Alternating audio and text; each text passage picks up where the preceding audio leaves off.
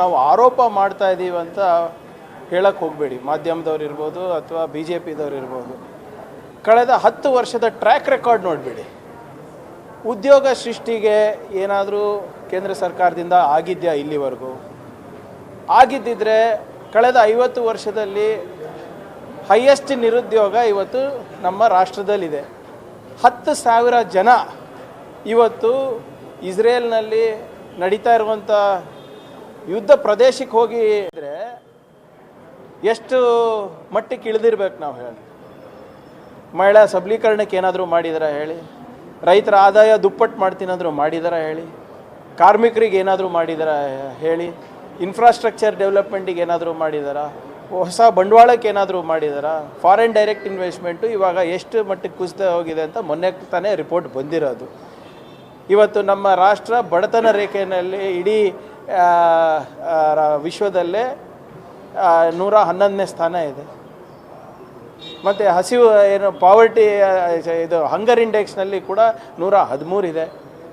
ಕರಪ್ಷನ್ನಲ್ಲಿ 93ನೇ ಸ್ಥಾನದಲ್ಲಿದೆ. ಏನಾದರೂ ನಿರೀಕ್ಷೆ ಇಡ್ಬೋದಾ? ಹೌದಪ್ಪ, ಕಳೆದ 10 ವರ್ಷದಲ್ಲಿ ಮೋದಿಯವರ ಕಡೆಯಿಂದ ಬಿ ಜೆ ಪಿ ಕೇಂದ್ರ ಸರ್ಕಾರದಿಂದ ಇಂಥ ಒಂದು ಯೋಜನೆ ಸಂಪೂರ್ಣವಾಗಿ ಸಫಲ ಆಗಿದೆ ಅಂದ್ಬಿಟ್ಟು ಆಗ್ಲಿಕ್ಕೆ ಸಾಧ್ಯ ಇದೆ ಅಂತ ನೀವು ಹೇಳಿ. ನಮ್ಮ ನಿರೀಕ್ಷೆ ಅಂತೂ ಶೂನ್ಯ ಇದೆ. ಇದು ನಾವು ಹೇಳ್ತಾ ಇಲ್ಲ, ಇದು ಅವರ ಕಳೆದ 9 ವರ್ಷದ ಟ್ರ್ಯಾಕ್ ರೆಕಾರ್ಡ್ ಹೇಳ್ತಾ ಇರೋದು. ಕನ್ನಡಿಗರಿಗಂತೂ ಅನ್ಯಾಯ ಆಗ್ತಾನೇ ಇದೆ.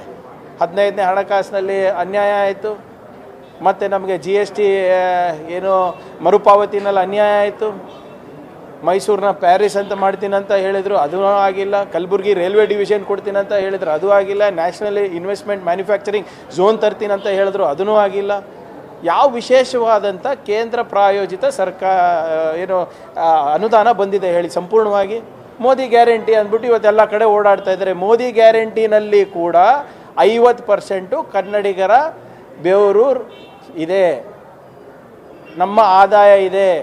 ಜಲ್ ಜೀವನ್ ಮಿಷನ್ ಇರ್ಬೋದು, ಬೇರೆ ಯಾವುದೇ ಕೇಂದ್ರ ಪ್ರಾಯೋಜಿತ ಯೋಜನೆ ಇರ್ಬೋದು, 50% ಪಾಲು ಕರ್ನಾಟಕ ಸರ್ಕಾರದ್ದು ಕನ್ನಡಿಗರದಿದೆ.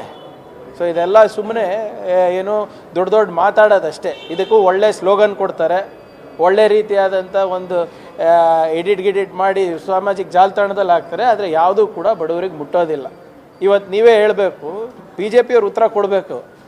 ಕೇಂದ್ರ ಸರ್ಕಾರದಲ್ಲಿ ಇವತ್ತು ವಿತ್ತ ಮಂತ್ರಿಯನ್ನು ಕಳಿಸಿ ಏನು ಪ್ರಯೋಜನ ಆಯಿತು? ಫೈನಾನ್ಸ್ ಮಿನಿಸ್ಟರು ಕರ್ನಾಟಕದಿಂದ ಕಳಿಸಿದ್ದೀರಾ ಹೇಳಿ. ಇಂಥದ್ದು ಒಂದು 10 ಒಳ್ಳೇದಾಗಿದೆ ಅಂತ ಒಂದು ಪಟ್ಟಿ ಕೊಡಿ ನೋಡೋಣ.